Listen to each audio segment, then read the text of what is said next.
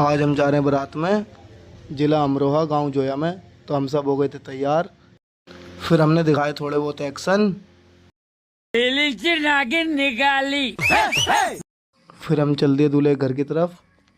और हम दूल्हे के घर में गए तो यहाँ बहुत भीड़ हो रही थी। यहाँ चोटी सेरे की रस्म हो रही थी। दूल्हे के गले में नोट बहुत डल रहा था 100 का। क्या करता बॉस, आना ही पड़ा, पब्लिक की डिमांड थी। कहा। फिर हम पहुँच गए अपने ग्रुप के पास। यहाँ हम हो गए थे बोर।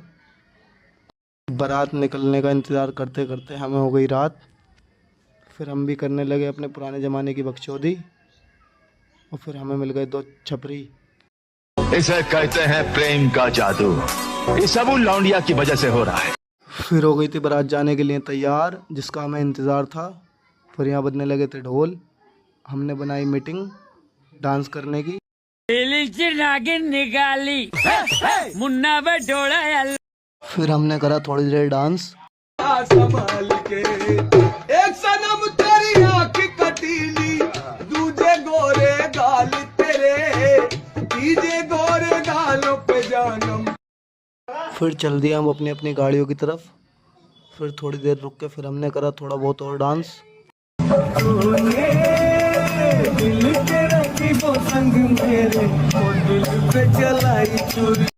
फिर चले गए हम अपनी अपनी गाड़ियों की तरफ। और फिर गाड़ियों में बैठ के हम निकल गए जोया गांव के लिए। फिर हमने जल्दी जल्दी सफ़र तय करा। बहुत दूर था, 54 किलोमीटर दूर था। फिर पहुंच गए हम जोया। और यहाँ दूल्हे की एंट्री का इंतज़ार हो रहा था। दूल्हा काटता रिबन, जब भी बारातियों की होती है एंट्री। गर्मी के मारे भाई सबों का बुरा हाल था। फिर हम चल दिए अंदर की तरफ। ये यही है वो मेम साहब जिनके बारे में तुम बात कर रहे थे? नहीं नहीं नहीं नहीं नहीं, अब ये भी एक मेम साहब है, लेकिन इससे बड़ी एक और मेम साहब है इसके जैसी।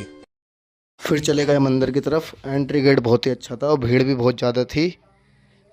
और फिर बादशाह इंतज़ार करने लगा कब हमें खाने के लिए बुलाने और कब हम अंदर जाएं। हमें भूख लग रही थी बहुत तेज़। सबसे पहली सीट हम दोनों ने घेर ली, बाकी सारी सीटें खाली थी। हमें लग रही थी बहुत तेज़ की भूख। अब मिलते हैं खाना खाने के बाद अगले ब्लॉग में। जब तक के लिए बाय बाय।